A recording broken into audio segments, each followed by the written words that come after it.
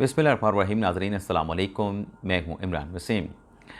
नाज़रीन, आज के इस प्रोग्राम को मैं दो हिस्सों में तकसीम करूंगा और पहले पार्ट में हम बात करेंगे जो अदालती महाज पर चंद अहम डेवलपमेंट्स हुई हैं, हैपनिंग्स हुई हैं, उनकी डिटेल आप नाज़रीन के साथ हम शेयर करेंगे। और फिर पार्ट 2 में जो पाकिस्तान के पॉलिटिकल कैनवस पर अहम डेवलपमेंट्स हुई हैं, उनकी डिटेल फिर आगे चल के आप नाज़रीन की खिदमत में पेश करेंगे।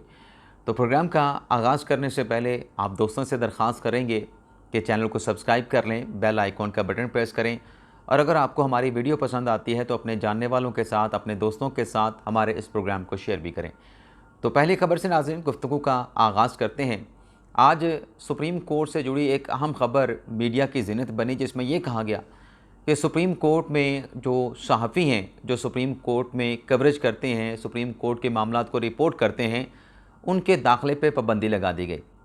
अब ये जो नाज़रीन सब कुछ मीडिया पे रिपोर्ट किया गया, इसका मैं फ़र्स्ट हैंड विटनेस हूँ, यानी आइनी शाहिद हूँ कि दरअसल हुआ क्या था, किसने पाबंदी लगाई, कैसे पाबंदी लगी। क्योंकि ये तमाम सहाफ़ी जो बाहर से बैठ के रिपोर्ट कर रहे थे वो बिल्कुल ठीक रिपोर्ट कर रहे थे अपने तय, लेकिन इसमें एक बड़ा अहम मामला है जो कि मेरे ख़्याल से हुक्काम के नॉलेज में लाना भी ज़रूरी है। ये जो नाज़रीन दाखिला सहाफ़ियों का बंद किया गया, आप जानते हैं कि chief justice of Pakistan justice Qazi Faez Isa SCO जो इजलास है, जो हम कहते रहे कि अज़रबैजान जा रहे हैं, दरअसल वो उज़्बेकिस्तान गए हैं, ताशकंद गए हैं। वहाँ पे उस SCO के इजलास में वो शरीक होंगे। 22 मई को उनकी वापसी होगी। अब इसमें जो मुनीब अख्तर साहब हैं, उन्होंने आज कायम मकाम चीफ जस्टिस का हलफ उठाना था। याहिया अफरीदी साहब ने उनसे हलफ लेना था, जो कि ये तकरीब हलफ बर्दारी मुनक्किद हुई। मुनीब अख्तर साहब ने हलफ ले लिया, याहिया अफरीदी साहब ने उनसे हलफ लिया। अब इसमें सहाफ़ी पहुँचे जो इस हलफ बर्दारी की तकरीब को कवर करने के लिए। हमेशा आते हैं, कभी दाखिला नहीं हुआ, कभी मतलब दाखिले के ऊपर पाबंदी नहीं लगी। आज जब सहाफ़ी वहाँ पे पहुँचे, ये सेरेमोनियल हॉल की बजाय जो सुप्रीम कोर्ट का जजेस ब्लॉक है, वहाँ पे सेकंड फ्लोर के ऊपर ये तकरीब मुनक्किद की गई थी। अब इसमें मैंने जो चीज़ अपनी आँखों से देखी कि मैं सुप्रीम कोर्ट के PRO के साथ इस तकरीब में शिरकत के लिए आ रहा था, तो रास्ते में पुलिस वाले ने रोका के और शाहिद साहब जो कि सुप्रीम कोर्ट के PRO हैं, उनसे कहा कि ये नहीं जा सकते। उसने पूछा भाई क्यों नहीं जा सकते, किसने पाबंदी लगाई है? उसने कहा जी बस वो ये इधर से नहीं जा सकते, नीचे से जा सकते हैं। उसने कहा भाई नीचे से जाएं या इधर से चले जाएं, मेरे साथ जा रहे हैं, जब पाबंदी नहीं तो आपने क्यों रोका है? तो खैर हम ऊपर चले गए, मैं ऊपर चला गया। उसके बाद जो नीचे से सहाफ़ी जा रहे थे उन पर पाबंदी लग गई। पाबंदी ऐसे लगी कि ये कोई सुप्रीम कोर्ट के इंतज़ामिया का हुक्म नहीं था। सुप्रीम कोर्ट के इंतज़ामिया ने कोई पाबंदी लगाने का हुक्म नहीं दिया।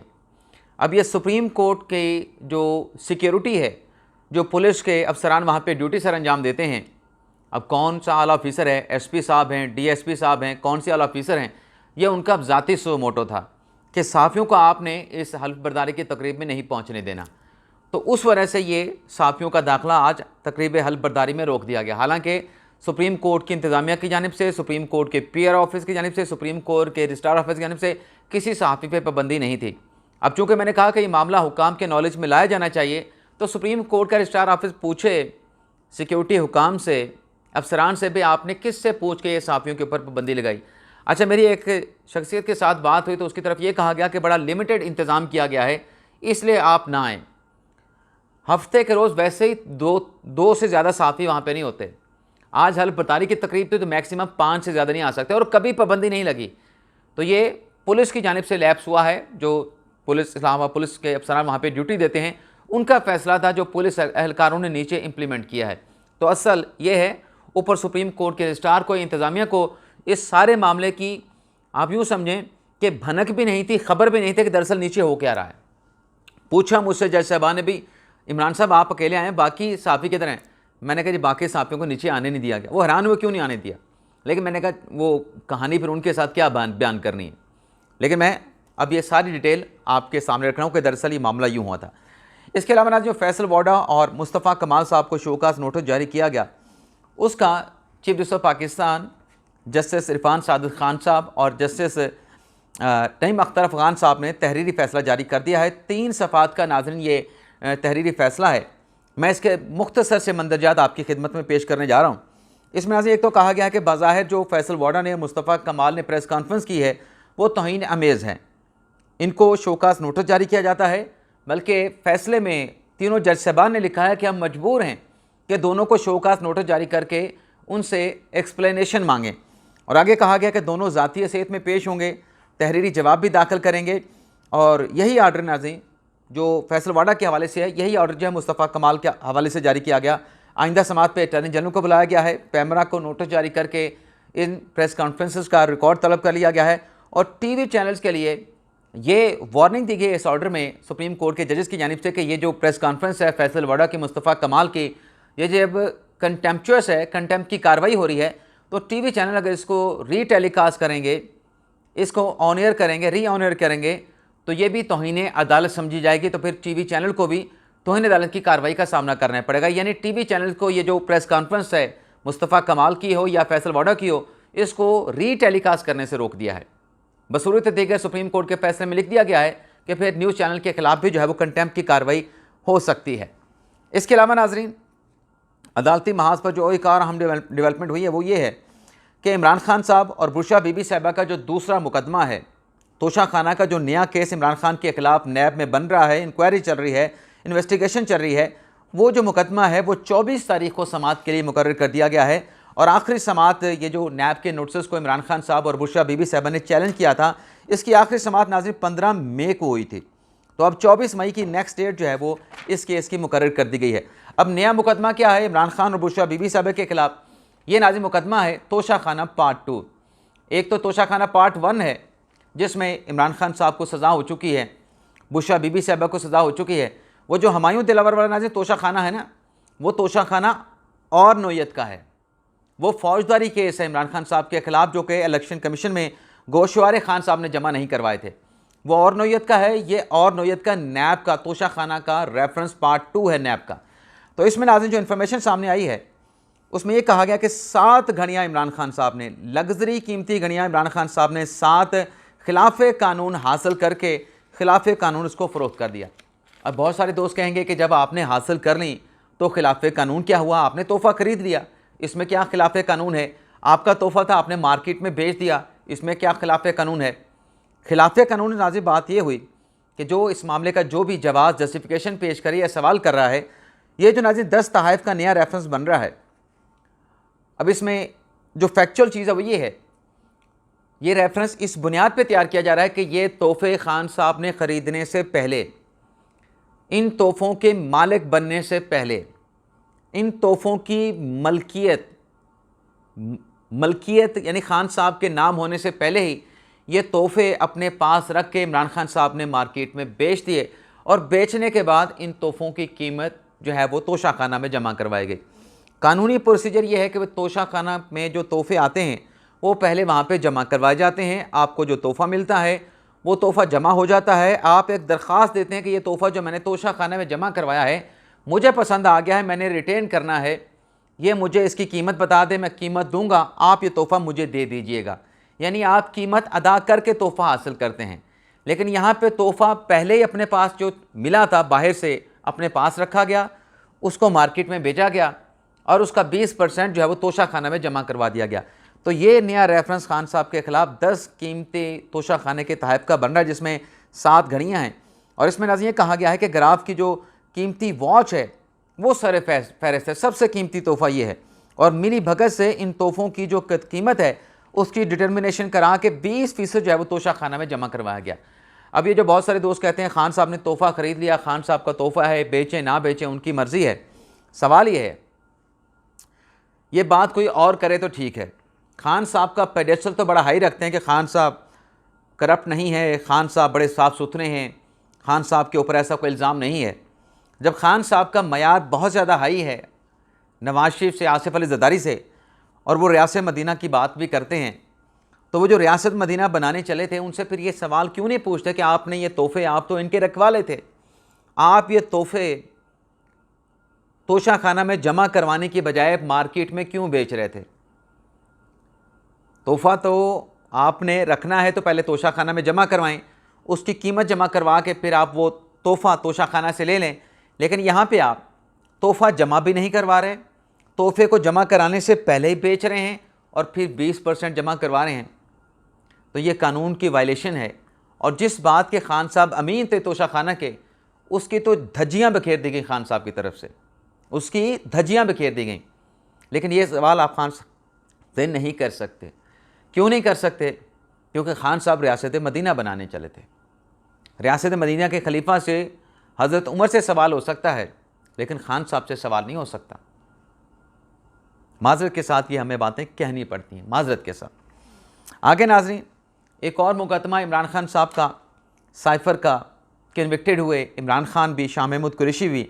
ये इस सज़ा के खिलाफ जो अपीलें हैं इमरान खान साहब की, वो 21 मई को समाअत के लिए हाई कोर्ट में मुकर्रर की गई हैं। चीफ जस्टिस आमिर फ़ारूक साहब और जस्टिस मियां गुल हसन औरंगज़ेब साहब जो हैं इस केस की समाअत करेंगे। और इसमें जो प्रोसिक्यूटर के दलाइल हैं तकरीबन मुकम्मल हो चुके हैं। कुछ अहम नुकात के ऊपर उन्होंने दलाइल देने हैं। देखते हैं कि वो बाकी मानदा जो दलाइल हैं वो कितने वक्त में जो है वो एफआईए के prosecutor justice retired Hamid Ali Shah साहब मुकम्मल करते हैं। इसके अलावा नाज़रीन, अदालती महाज पर एक और अहम डेवलपमेंट हुई है। ASI है ज़हूर अहमद इस्लामाबाद पुलिस के, उन्हें जज ताहिर बास सिपरा साहब की अदालत से गैर मुल्की सफ़ीरों को पाकिस्तान की खुफिया दस्तावेज़ात, खुफिया मालूमात गैर मुल्की सफ़ीरों को देने के इल्ज़ाम में जो है उन्हें सज़ा सुना दी गई है, उनको कन्विक्ट कर दिया गया है। और इस ASI ज़हूर अहमद के ख़िलाफ़ 13 दिसंबर 2021 को मुकदमा दर्ज हुआ था और अब इस केस का फ़ैसला ASI ज़हूर अहमद के ख़िलाफ़ जो है वो सुना दिया गया है। तो ये भी एक अहम डेवलपमेंट हुई है। इसके अलावा नाज़रीन, सियासी महाज पर अगर हम बात करें तो 2 अहम डेवलपमेंट्स हुई हैं। एक का ताल्लुक़ तो पाकिस्तान तहरीक इंसाफ के इंट्रा पार्टी इलेक्शन से है। जो इलेक्शन कमीशन कह रहा है कि हम नया तहरीक इंसाफ का इंट्रा पार्टी इलेक्शन नहीं मानते, उस पर कुछ एतराज़ात हैं, उस पर तहरीक इंसाफ जवाब दे, जो कि जवाब इलेक्शन कमीशन में तहरीक इंसाफ ने जमा करवा दिया है। अब नाज़रीन, मामला ये आ रहा है कि तहरीक इंसाफ का इंट्रा पार्टी इलेक्शन बार बार क्वेश्चन हो रहा है कि आप इलेक्शन करवा नहीं रहे, अगर करवा रहे हैं तो अपने कॉन्स्टिट्यूशन को फॉलो नहीं कर रहे हैं, आपका स्ट्रक्चर मौजूद नहीं, आपकी सेंट्रल एग्जीक्यूटिव कमेटी मौजूद नहीं, तो ये कैसे आप करवा रहे हैं? और जब आपका स्ट्रक्चर मौजूद नहीं तो फेडरल चीफ कमिश्नर की तैनाती आप कैसे करते हैं? तो ये उन्होंने जवाब देना है। पहले इलेक्शन कमीशन ने वो इंतखाबात से पहले भी इनका इलेक्शन उड़वा दिया था, जिसके नतीजे में बल्ले का निशान इनके पास नहीं रहा था। तब तहरीक इंसाफ ने कहा था कि नून लीग भी ऐसे करवाते हैं, पीपल्स पार्टी भी ऐसे कराते हैं, हमें क्यों क्वेश्चन किया जा रहा है? तो हमने उस वक्त अपने व्लॉग्स में बात की थी कि बिल्कुल वो भी ऐसे कागज़ों में करवाते होंगे, लेकिन एटलीस्ट वो कागज़ों में करा के कागज़ ज़रूर पूरे रखते हैं। PTI का कसूर ये था कि PTI ने वो इलेक्शन जो करवाया था, जो कि इलेक्शन कमीशन ने सेटिसाइड किया और बल्ले का निशान नहीं दिया, वो PTI ने कागजात में भी नहीं करवाया था, डॉक्यूमेंट्स में भी नहीं करवाया था, एक डॉक्यूमेंट्स भी प्रोड्यूस नहीं कर सकते थे।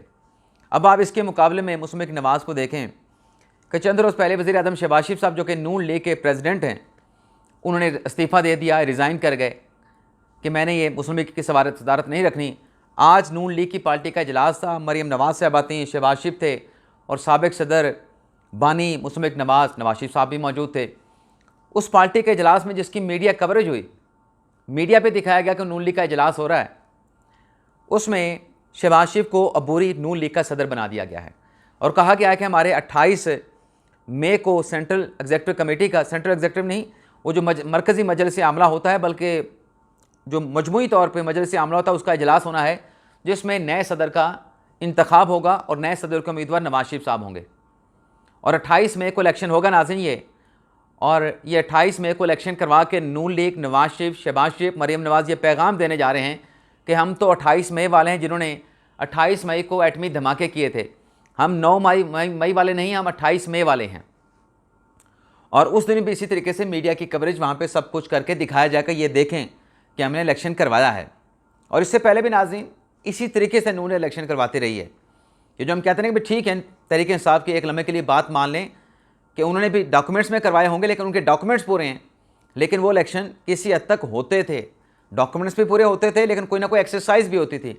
लेकिन अब चूँकि काजी फैसल साहब ने फैसला दिया कि आप इलेक्शन दिखाएंगे, हमें आप इलेक्शन दिखाएंगे, तो अगर टेक्निकल कुछ आपसे लैप्सेस हो गए हैं, वो पार्टी के खिलाफ नहीं फैसला जाएगा उन टेक्निकल लैप्सेस का, लेकिन अगर इलेक्शन हुआ है तो फैसला पार्टी के हक में जाएगा। और ये ऑफ़र काजी फैसल साहब ने तहरीक इंसाफ को की थी, लेकिन उस ऑफ़र को भी तहरीक इंसाफ ने एक्सेप्ट नहीं किया था। तो आप नून लीग ने देखें कि एक सदर साहब से इस्तीफ़ा दिलाया, आज नून लीग का इजलास बुलाया, मीडिया पे कवरेज हुई, देखा सब ने, अभी भी चल रहा है सामने। उसमें शहबाज शरीफ साहब को बुरी सदर बनाया गया और आइंदा 28 मई को मजलिस आमला का इजलास बुला लिया गया, जिसमें दोबारा से नए सदर नवाज शरीफ साहब का जो है वो इंतखाब होगा। तो इस तरह से इंट्रा पार्टी इलेक्शन होते हैं। इससे भी बेहतर होने चाहिए, वैसे तो इससे भी बेहतर होने चाहिए। इसके अलावा नाज़रीन, इसी तकरीब से खिताब करते हुए नवाज शरीफ साहब ने कुछ अहम सवालात उठाए। एक तो उन्होंने कहा कि मैं कभी भूल नहीं सकता कि 3 मरतबा मेरी हुकूमत का या मुझे क्यों हटा दिया गया। एक तो उन्होंने कहा 1993 में मुझे हटा दिया गया, और ये नाज़रीन वो नवाज शरीफ की हुकूमत थी जब पाकिस्तान में ऑप्टिकल फाइबर बिछाई जा रही थी। ये जो मरीम नवाज साहबा बात कर रही थी ना कि internet 3G 4G 5G Nawaz Sharif की वजह से आया, ये फैक्चुअली बात दुरुस्त है। बेशक नून लीग की कोई खुशामद करे ना करे, मुस्लिम लीग नवाज किसी को पसंद हो ना हो, लेकिन ये डॉक्यूमेंट्स में मौजूद है कि ऑप्टिकल फाइबर इंटरनेट के सर्वर नवाज शरीफ के दौर में 1993 में, जब वो 1990 में वज़ीर आज़म बने थे, तब ये रिजीम शुरू हुई थी। और फिर मोटरवे का जाल भी नवाज शरीफ साहब ने उसका जो है वो आगाज़ किया, मोटरवे का जाल बिछाने का। इसके अलावा बहुत सारे मंसूबे मेट्रोज़ के हैं, ऑरेंज ट्रेन के हैं, और भी ढेर सारे हैं। तो नवाज शरीफ साहब ने कहा कि ये सब कुछ मैंने किया। 1993 में निकाला गया, 99 में निकाला गया, मार्शल लगा दिया गया, और तीसरी मरतबा 3 जज साहबान ने निकाल दिया। और फिर उन्होंने सवाल किया, क्या किसी मुल्क में ऐसा होता है कि मुंतखब वज़ीर आज़म को 3 जज बैठ के वज़ारत उज़्मा से हटा दें या निकाल दें? वैलिड सवाल है नाज़रीन। और फिर उन्होंने ये कहा कि मॉनिटरिंग जज बिठा दिया गया। इजाज़ुल एहसन साहब का उन्होंने नाम भी लिया कि वो जो मॉनिटरिंग जज थे इजाज़ुल एहसन साहब, उनसे कोई पूछे, वो तो चीफ जस्टिस बनने वाले थे, वो क्यों चीफ जस्टिस बनने से पहले रिज़ाइन कर गए? वैसे नाज़रीन नॉर्मली होता नहीं है कि कोई जज चंद महीने के बाद चीफ जस्टिस बनने वाला हो और वो चीफ जस्टिस बनने से पहले रिज़ाइन कर जाए। और फिर उन्होंने जस्टिस नकवी साहब भी जिक्र किया कि उनके असासे पकड़े गए, क्या उनके खिलाफ नैब का रेफरेंस दायर नहीं होना चाहिए? ये भी नवाज शरीफ ने सवाल उठाया। और फिर वो साकिब निसार की ऑडियो का भी उन्होंने जिक्र किया। लेकिन जो इमरान खान साहब से जुड़ा उनकी जो तकरीर का खिताब का पोर्शन था, उसमें नाज़रीन नवाज शरीफ साहब ने यह कहा कि मेरे खिलाफ लंदन प्लान बनाया गया। और उस लंदन प्लान में ये पहली मरतबा बात कर रहे हैं नाम लेके नवाज शरीफ, कि उस लंदन प्लान में इमरान खान थे, जनरल ज़हीरुल इस्लाम थे और ताहिरुल कादरी थे। और नवाज शरीफ ने कहा कि जब इमरान खान साहब ने 35 पंचर वाला ड्रामा या रोना धोना शुरू किया, तो मैं इनके पास गया, बनी गाला चल के इनके घर गया, और मैंने जाके इमरान खान साहब से कहा कि मुल्क की तरक्की में मैं ये चाहता हूँ कि सब मिल के काम करें। और मैंने इमरान खान से कहा, नवाज शरीफ कहते हैं कि आप ये 35 पंचर वाली कहानी चुनें, हमारे साथ चलें, हम मुल्क को आगे लेकर चलें। तो नवाज शरीफ दावा करते हैं कि इमरान खान साहब ने कहा कि ठीक है, आपके साथ चलेंगे, अगले इलेक्शन का इंतज़ार करेंगे। और फिर नवाज शरीफ ने अपने खिताब में कहा कि जब मैं वहाँ से जाने लगा, तो इमरान खान साहब ने कहा कि ये मेरे घर तक जो सड़क है, ये सड़क तो बनवा दें, तो मैंने वो सड़क भी बनवा दी। उसके बाद फिर नवाज शरीफ साहब कहते हैं कि मेरे खिलाफ लंदन प्लान बना, ताहिरुल कादरी लंदन पहुँचे, यहाँ से अहम शख्सियत ज़हीरुल इस्लाम लंदन पहुँचे, और फिर इमरान खान लंदन पहुँचे, और मेरे खिलाफ वो धरने देने का, लॉन्ग मार्च करने का, सिट इन करने का प्लान बनाया गया। नवाज शरीफ ने कहा कि अगर कोई बात थी तो इमरान खान मुझसे बात करते। जब मुझे उन्होंने कह दिया कि हम आपको सपोर्ट करेंगे, आपके साथ रहेंगे, तो फिर ये लंदन का प्लान मेरे खिलाफ क्यों बनाया गया? तो नाज़रीन नवाज शरीफ की इन बातों से ऐसा लगता है कि नवाज शरीफ आज भी इमरान खान साहब के साथ बात करने के लिए तैयार नहीं, और अगर बात होगी तो गलतियों के एतराफ़ के बाद होगी।